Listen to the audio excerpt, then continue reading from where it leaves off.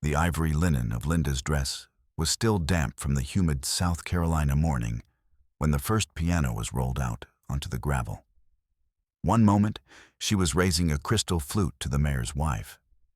The next, a heavy-booted man was slapping neon orange seized stickers over her family portraits, while the string quartet screeched to a halt.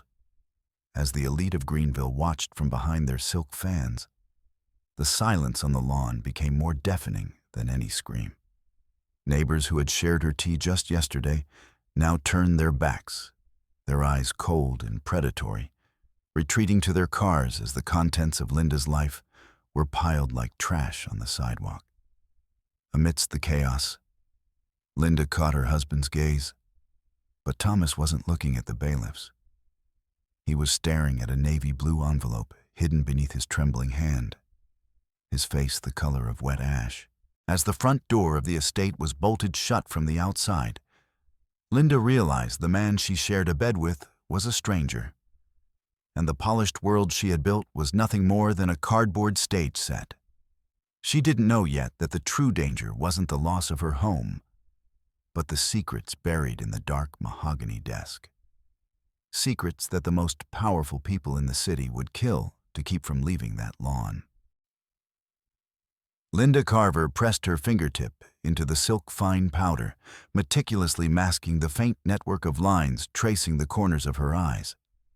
The humid haze of a South Carolina Sunday morning hung heavy in the dressing room, a stagnant pocket of air saturated with the cloying scent of tuberose perfume and aerosol hairspray. She smoothed the starched collar of her ivory linen dress, ensuring the silver crucifix rested precisely at the center of her collarbone. Every hairpin slid into the tight, low bun with mathematical certainty, securing a facade that felt increasingly brittle. Linda stretched her lips before the vanity mirror, rehearsing the specific expression, pious, serene, yet authoritative, that the congregation of Greenville expected from the choir's lead soloist. The fabric of the dress clung mercilessly to her skin in the rising heat, but she refused to allow herself the weakness of a sigh. In the dining room below, Thomas Carver gripped his silver fork with enough force to turn his knuckles a waxen white against the dark mahogany table. The morning newspaper lay abandoned, a crumpled mess of ink and paper. Instead of his usual leisurely Sunday reading, Thomas cast sharp, darting glances toward the foyer, his hand twitching incessantly at his shirt cuff. When Linda reached out to refill his orange juice, the carafe glinting in the morning sun, Thomas jerked his glass away with a violent start, nearly toppling a porcelain vase of white roses. Linda froze, her gaze locking onto the tremor in his lower lip and the beads of sweat erupting on his forehead despite the hum of the air conditioning. The rhythmic clink of silver against china felt deafening in the vacuum of their silence. Suddenly, Thomas lunged upward, thrusting his chair back with a harsh scrape, and abandoned the room without a word, leaving Linda alone with a plate of rapidly cooling omelet. A lingering sense of unease drew Linda toward Thomas's private study under the guise of retrieving a forgotten brooch. The room smelled of stale tobacco and old leather, a masculine sanctuary that now felt like a tomb. She noticed the corner of a navy blue envelope protruding from beneath a heavy oak paperweight on his desk. Curiosity, sharp and cold, prompted her to pull at the paper. A cascade of notices tumbled onto the Persian rug, a blizzard of debt. Red stamps screaming past due and final notice peppered the official stationery of 3 different banks. Linda sifted through the sheets, the tips of her fingers numbing as she touched the cold paper. Figures with 5 zeros coiled into an unimaginable sum, and the dates stretched back months, a chronological record of a slow-motion collapse. She squeezed the paper in her fist, the cheerful chirping of birds outside the window sounding like a mockery, while the reality of their mortgage and credit lines turned her world to ash. By noon, the terror was buried beneath a layer of social lacquer. Linda navigated the white marquees arranged across the emerald lawn of the Carver estate, with the grace of a swan. Thomas appeared transformed, clapping the mayor on the shoulder with practiced bravado while pouring vintage champagne into crystal flutes. Linda laughed at a vapid joke shared by the prosecutor's wife, though her internal organs felt as if they were being doused in liquid nitrogen. The aroma of roasted lamb and fresh-cut grass mingled with the scent of expensive cigars, the olfactory signature of Greenville's elite. She monitored the servers, ensuring the silver trays of hors d'oeuvres remained replenished, her every movement calculated to project the unshakable calm of a high society hostess. Thomas smiled broadly at their guests, but Linda noted the frequency with which he dabbed his brow with a silk handkerchief, hiding his frantic eyes behind the glint of his spectacles. The melodic hum of garden party chatter died a sudden, screeching death as tires skidded on the gravel of the main gates. Linda watched, paralyzed, as three men in heavy boots and dark windbreakers stepped over the low boxwood hedge, ignoring the frantic, silent protests of the gardener. She stood frozen with a glass of champagne halfway to her lips as the leader of the group unfurled a document bearing a heavy state seal in front of Thomas's face. Thomas turned a sickly shade of gray, the color of wet ash, and dropped his cigar directly onto the pristine grass. The guests recoiled in confusion, parting like a sea to create a corridor for the intruders. The metallic clang of van doors swinging open echoed across the lawn, slicing through the strains of the live-string quartet. Linda felt the weight of dozens of eyes, curious, terrified, judgmental, pinning her to the spot. The men, identified now as court-appointed bailiffs, began hauling rolls of packing tape and stacks of neon orange stickers into the house. Linda watched from the periphery as two men maneuvered an antique commode through the foyer, nearly clipping the shoulder of a stunned Mrs. Higgins. Their friends began a frantic, hushed exodus, fumbling for their car keys and avoiding Linda's line of sight. One bailiff began a loud, monotonous recitation of inventory numbers, slapping adhesive labels onto the grand piano and the tufted leather armchairs. Linda saw her favorite Ming-style vase disappear into a cardboard box, wrapped in cheap, crinkling plastic. Neighbors gathered at the wrought iron fence, whispering behind their hands and pointing at the furniture being staged on the sidewalk. The screech of chair legs across the parquet floor sounded to Linda like the death rattle of her entire life. Rage finally ignited beneath the shock. Linda threw her shoulders back and planted herself in the center of the doorway, blocking a man carrying a clipboard. She crossed her arms, her voice a low, dangerous vibration, as she demanded they cease this farce and vacate her private property. The bailiff didn't even bother to look up from his list, droning out paragraphs of a court order as he shifted her aside with a heavy, indifferent shoulder. Linda looked toward the remaining crowd, searching for a single ally, but she found only the retreating backs of the wealthy and the cold, predatory stares of those who remained to watch the carnage. Mrs. Banks, with whom Linda had shared tea just yesterday, pointedly turned away to adjust her hat. Linda seized the bailiff's sleeve in a final, desperate act of defiance, but he shook her off with the casual ease one might use to brush away a persistent insect. When the final van disappeared around the bend of the driveway, Thomas collapsed onto the bottom step of the now empty staircase, his head buried in his hands. Linda stood over him in the echoing hallway, staring at the ghosts of paintings on the bare walls. Thomas began to speak, a shattered, incoherent confession of high-risk investments and forged signatures. She listened as his voice cracked, describing a web of deceit that had been tightening around them for 3 years. Every word, the mortgaged house, the drained accounts, the fraudulent charitable foundations, struck Linda with more force than the public humiliation. She realized then that their entire existence had been a cardboard stage set, one that had finally buckled under its own weight, leaving nothing but dust, debt, and a hollow man on the stairs. Linda stepped out onto the porch, hoping to find a single lingering soul from their social circle. but the street was a graveyard. Elizabeth Miller, spotting Linda from across the road, lunged for her car and cranked the volume on her radio, pretending to be engrossed in a phone call. Linda took a tentative step toward the neighbor's house, but the gate was latched shut with a definitive, metallic click before she could reach it. The silence of the neighborhood became a physical weight, broken only by the distant, lonely bark of a dog. No calls vibrated in her pocket. No messages of support flickered on her screen. She watched as curtains were drawn in the windows across the street, a synchronized shuddering of hearts. The social vacuum tightened around her, transforming her from the queen of the parish into a ghost whose presence was now a threat to the reputation of others. The sun began to set, casting long skeletal shadows across the empty rooms. Linda locked the front door, the heavy bolt sliding home with a lonely thud. She climbed the stairs to Thomas's study, where remnants of packing tape still littered the floor.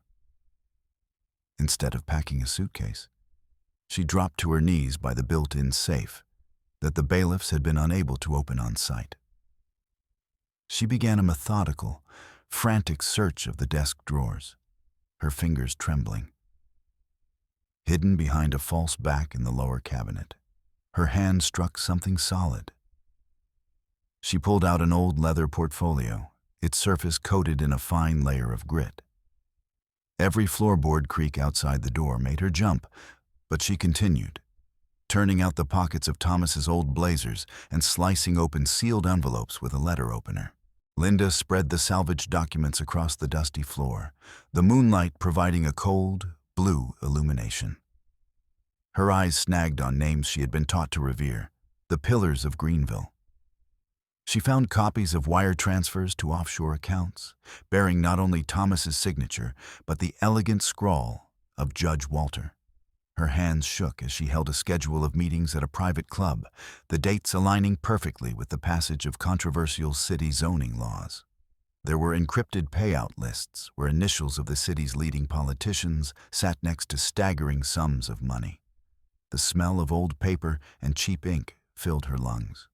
She realized with a sickening clarity that Thomas hadn't just been a failed businessman. He was a vital cog in a machine of corruption that spanned the entire city. She gathered the papers into a tight bundle, sliding them beneath the lining of her heavy traveling cloak. Looking out the window at the lights of Greenville, the town no longer looked like home. It looked like a predator watching her from the dark. The realization that these people hadn't just turned their backs on her, but were the very architects of the rot that destroyed her husband, filled her with a cold, crystalline fury. She wasn't just a victim of a bad marriage. She was a witness to a crime that lived in the very foundations of the city. Linda Carver stood in the center of her ruined home, the papers a heavy weight against her ribs. And for the first time in her life, she felt the dangerous, liberating spark of someone who had nothing left to lose. The following morning, the air in Thomas's downtown office felt thick with ozone and the scent of forgotten files. Linda slid a thin hairpin into the lock of a restricted archive cabinet, the metal screeching against metal in the oppressive silence of the suite. The heavy drawer groaned open, releasing a puff of stagnant air. Her fingers flew through the hanging folders until they struck a thick envelope of waxed paper. She extracted contracts, where next to Thomas's sprawling signature glowed a scarlet wax seal, the embossed image of a griffin, the personal mark of Arthur Sterling. Encrypted columns of figures blurred before her eyes, confirming that Greenville's greatest benefactor had his fingers in every illicit pie the city served. She was still staring at the seal when the office door swung open. Arthur Sterling stepped across the threshold without an invitation, his polished Oxfords thudding like a drumbeat on the bare wood. He didn't remove his cashmere overcoat, looming over Linda like a monument of granite. The air around him shifted, smelling of expensive tobacco and menthol. Sterling placed a heavy folder on the windowsill. Confessions already drafted for Thomas's signature.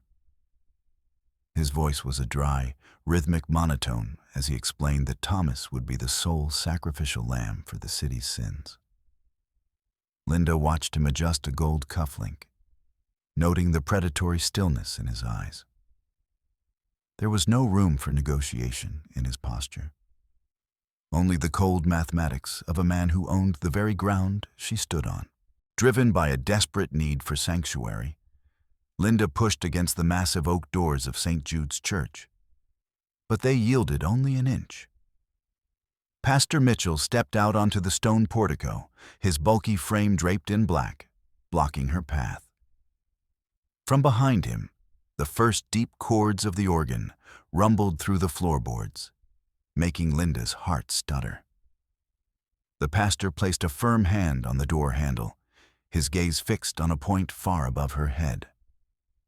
Linda felt the heat radiating from the cathedral stones as Mitchell's lips thinned into a hard line.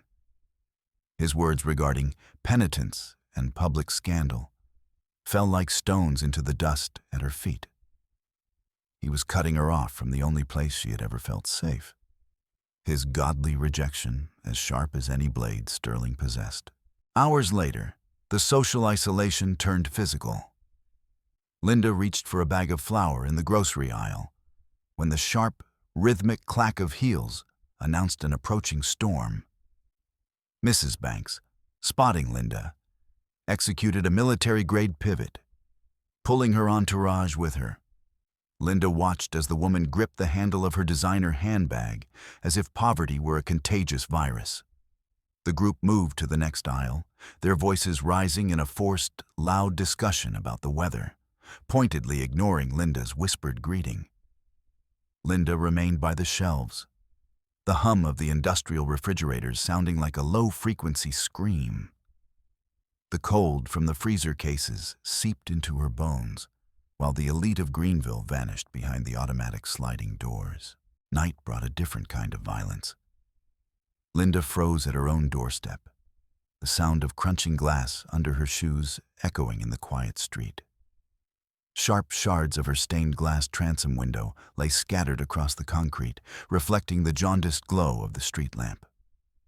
She looked up at the front door, where thick crimson paint had been splashed across the wood.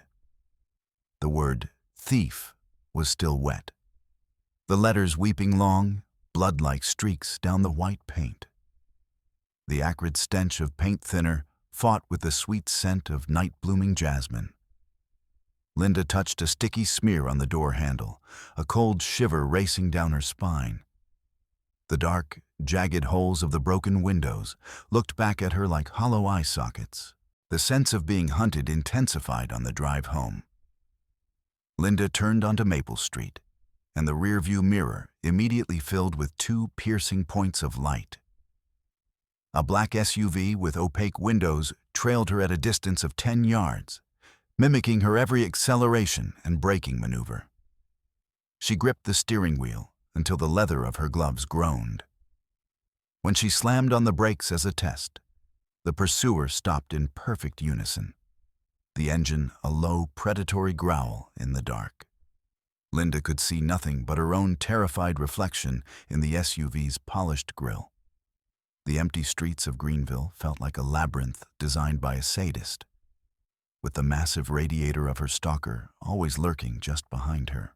She burst into the bedroom, where Thomas sat on the bare mattress, staring at a blank wall. Linda seized him by the shoulders, shaking him, demanding he produce the hidden records and go to the police. Thomas merely hunched his shoulders further, burying his face in his trembling palms. His voice had devolved into an unrecognizable, gravelly whimper about Sterling's reach. Linda watched the frantic tremor in his knees. He whispered that Sterling would grind them into dust if they made a single sound. Linda recoiled, the realization hitting her that she wasn't looking at her husband anymore, but at a hollowed-out shell of a man who had already surrendered his soul. The next morning, a man named Mr. Grayson sat at her kitchen table. laying out a stack of bank statements held together by a steel clip. Linda scanned the lines, her eyes finding nothing but rows of zeros in the available balance column. Grayson adjusted his thin-framed glasses, his voice devoid of any inflection as he informed her that every account had been frozen under a court-mandated injunction. Linda's mouth went dry. She knew the only money she had left was the few coins rattling in her pocket. Grayson packed his papers into a leather briefcase with surgical precision, offering no word of comfort. She stared at her hands that had managed thousands of dollars for church charities, now unable to pay for a loaf of bread, desperate to call her sister. Linda lifted the kitchen phone, but instead of a dial tone, she heard a series of dry, rhythmic clicks. She froze, holding her breath, listening to the static hum where she could almost discern the sound of heavy, distant breathing. She dropped to the floor, her fingers frantically searching the underside of the kitchen table. Her nails snagged on a strip of adhesive tape and a small plastic protrusion. She ripped away a miniature device with a blinking red LED. The cold plastic of the bug felt like it was burning her palm. She looked around the empty, echoing kitchen, realizing that every word, every sob, and every footstep had been recorded and cataloged by Sterling's invisible sentinels. She ran to the garage, needing to escape the suffocating walls of the house. She started the engine and stomped on the brake to shift into reverse. The pedal hit the floorboards with a sickening, soft squelch, meeting no resistance. Panic flared in her chest as the car began to roll backward down the steep incline of the driveway. Her heart hammered against her ribs while the vehicle gathered speed toward the sharp drop at the edge of the property. Linda lunged out of the open door at the last second, her palms screaming as they scraped across the gravel.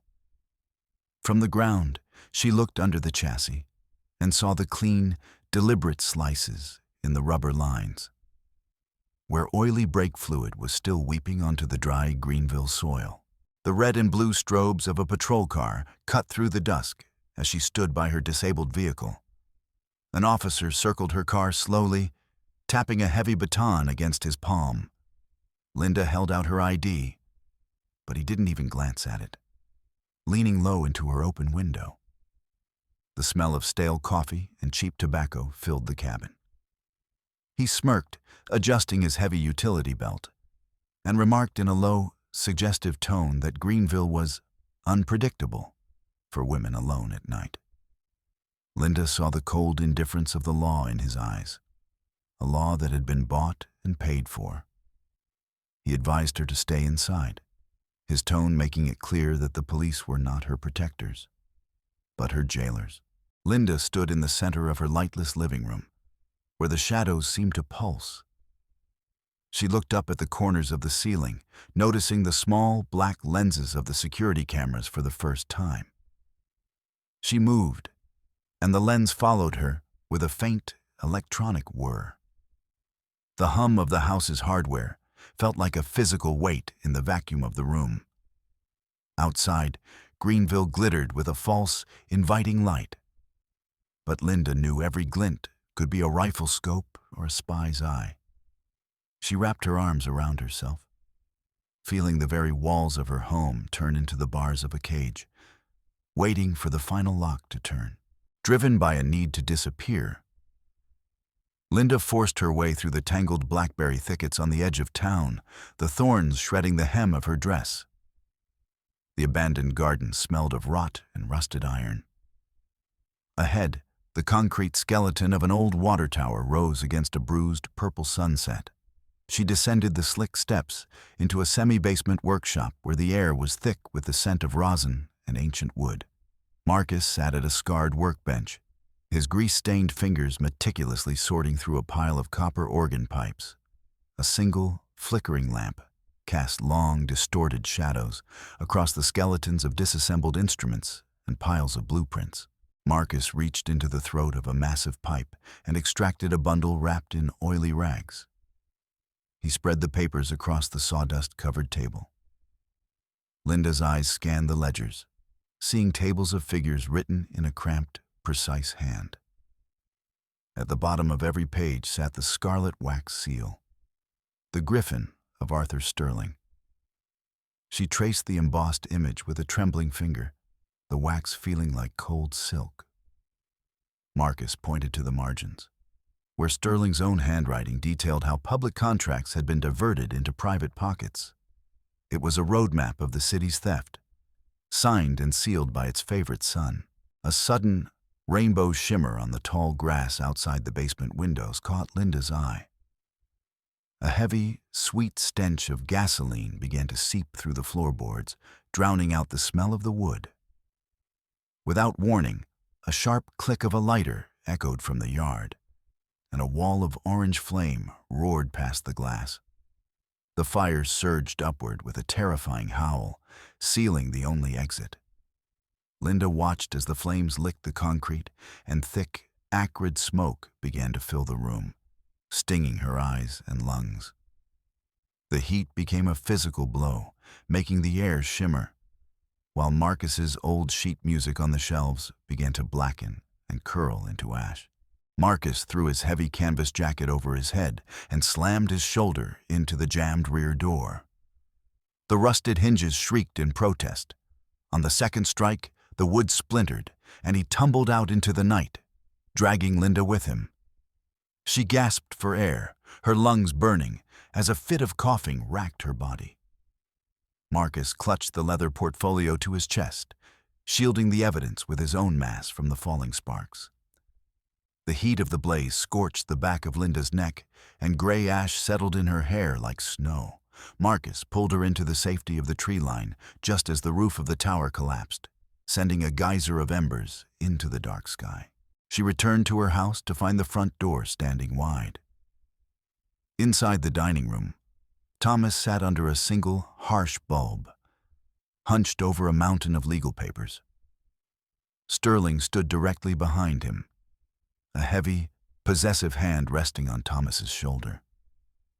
Linda watched as her husband's pen traced a sprawling signature at the bottom of a document, surrendering every family asset to Sterling's trusteeship. The room smelled of expensive cognac and a profound, sickening betrayal. Sterling gathered the sheets, blowing on the wet ink, and cast a look of pure, cold triumph at Linda, while Thomas hid his shaking hands beneath the table. Thomas refused to look at her, his eyes fixed on the grain of the empty table. When Linda pleaded with him, his only response was the harsh, grating scrape of his chair as he pushed it back. He told her, in a voice that sounded like dead leaves, that she had decided to play this game, and she would have to face the consequences alone. Linda saw a stranger's mask where her husband's face used to be. He grabbed his jacket and headed for the door, muttering that his deal with Sterling was the only way he could stay out of a cell, even if it meant leaving her with nothing but the clothes on her back. Linda sprinted up the steps of City Hall the following morning, but Sterling was already waiting between the massive white columns. He unfurled a document bearing the fresh, wet seal of the prosecutor's office. She read the lines of a forged confession, in which Thomas detailed how Linda had supposedly manipulated the accounts and forged his name for years. Sterling smirked, watching the blood drain from her face. Every sentence in the document transformed her from a victim into the mastermind of the entire fraud. He leaned in close, his breath smelling of mint, and advised her to vanish before the police arrived with an arrest warrant. When she reached the house, a bright yellow tape was already stretched between the porch columns. A formal eviction notice was tacked to the oak door, signed by Judge Walter.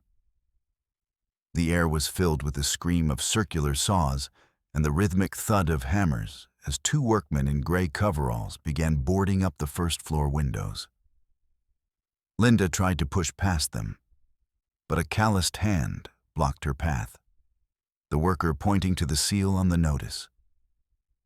She stood on the sidewalk and watched her life being entombed in plywood, her belongings now the property of the bank and the men who had destroyed her. She sought refuge at St. Jude's.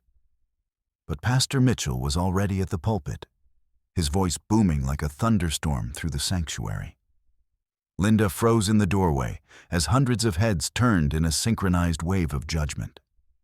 Mitchell pointed a long, accusing finger at her, declaring her a vessel of avarice and a pariah to the community. The congregation turned their backs as one, a wall of black suits and floral dresses. The pastor forbade anyone from offering her food or shelter, his decree echoing off the high stone vaults.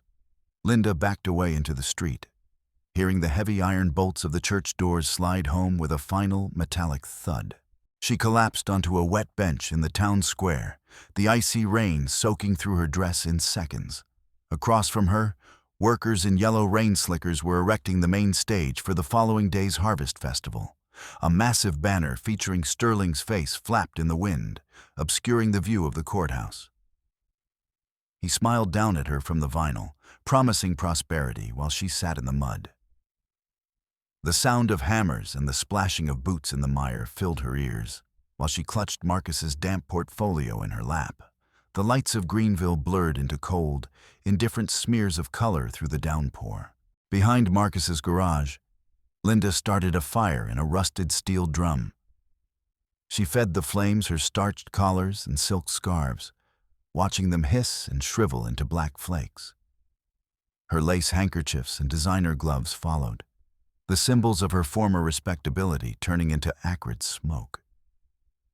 She took a pair of heavy kitchen shears and hacked away the hem of her expensive gown, transforming the elegant garment into something ragged and functional. The image of the First Lady of Greenville vanished in the sparks. She wiped a smudge of soot across her cheek, feeling the hard, new resolve beneath her skin. Linda squeezed through the heavy velvet curtains of the theater, the fabric smelling of dust and old stage makeup. The cold metal of the stage door bit into her palm as she eased it shut. Under the lining of her cloak, the hard edge of a wireless microphone pressed against her ribs, and her fingers were white from gripping Marcus's portfolio. She navigated a forest of black cables that snaked across the floor like oil-slicked eels. Shafts of light from the stage above pierced the floorboards, illuminating the swirling dust. She could feel the vibration of the crowd in her teeth and the heavy, sweet scent of hairspray drifting from the dressing rooms. Arthur Sterling's heels clicked across the wooden stage with the rhythm of a firing squad. He adjusted the microphone on the podium, and his deep, resonant voice filled the square, preaching about civic virtue and new beginnings. Linda caught Marcus's eye from the shadows of the sound booth. He rested his hands on the sliders of the mixing console, the green indicator lights reflecting in his dark eyes.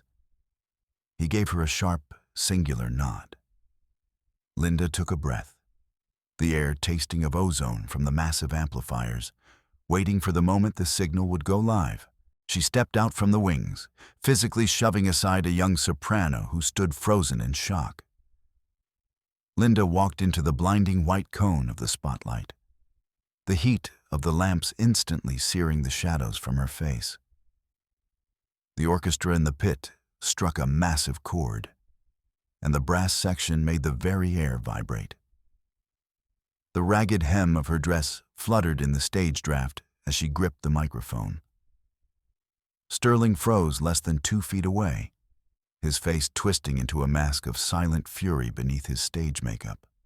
Linda stood tall, the cold plastic of the mic touching her lips, her voice ready to break the silence of the city. Instead of the opening lines of the hymn, Linda's voice rang out like a hammer on an anvil. She chanted dates. May 12th, midnight, the Ritz Hotel. She sang the specific amounts of the bribes, turning the dry ledgers into a haunting, melodic accusation. The crowd below shifted like a field of wheat in a gale. She saw women gasp and men pull their coats tight. Her voice climbed toward the rafters, reciting Sterling's offshore account numbers with operatic precision. Every note was a scalpel, peeling back the skin of Greenville's corruption. The air in the square turned thick with the weight of the truth she was screaming. Sterling lunged for her, his ring-heavy fingers clawing for the microphone. Linda stepped back, never breaking the melody. Marcus shoved the gain sliders to the ceiling, and the speakers exploded with a roar that made the windows of the square rattle. Sterling stumbled over a monitor wedge, his face turning a violent shade of purple in the stage lights. Linda's voice, amplified to a deafening level, drowned out his frantic shouts. She watched Marcus lock the door of the sound booth from the inside, his face a mask of grim satisfaction as Sterling's security detail began pounding on the glass. Linda ripped open the portfolio, and a cloud of papers caught the updraft from the stage. She watched as the copies of the bank statements, each bearing the scarlet griffin, swirled over the crowd like a flock of white birds. Documents fluttered onto the shoulders of Judge Walter, who tried to swat them away in a panic. A copy of a payout list stuck to the sweating forehead of Pastor Mitchell. The townspeople lunged for the papers, reading the secret history of their own exploitation. Linda stood in the center of the paper storm, watching the foundation of Sterling's empire turn to confetti. Police officers in blue uniforms began to push through the crowd, their batons drawn. Linda saw Mrs. Banks and a dozen other women suddenly lock arms, forming a human wall between the stage and the law. A roar of collective anger rose from the square, drowning out the sirens. A man in a grease-stained jacket grabbed an officer's arm, preventing him from climbing the stage stairs. Linda took a final, shattering high note, pouring every ounce of her remaining strength into the air. The crowd's response was a tidal wave of sound, giving her the seconds she needed to finish the last name on the list of the guilty. She descended the stairs slowly, her eyes locking onto Thomas's pale, ghost-like face in the front row. He took a hesitant step toward her, his hand reaching out, but she stopped just out of reach. Linda reached up and tore the gold wedding band from her finger, the metal resisting for a heartbeat before sliding free. The ring hit the concrete with a sharp, lonely ping at Thomas's feet. She looked him in the eye and saw nothing but a hollow space where a husband used to be. Thomas bowed his head as she walked past him into the crowd, her footsteps heavy and certain. The gold ring remained in the dirt, soon lost under the boots of the moving crowd. Marcus pulled the old van onto the square, the copper organ pipes in the back rattling like a suit of armor. Linda jumped into the passenger seat, the door slamming with a tinny bang. The engine coughed once, spitting a cloud of blue smoke, before Marcus floored the accelerator.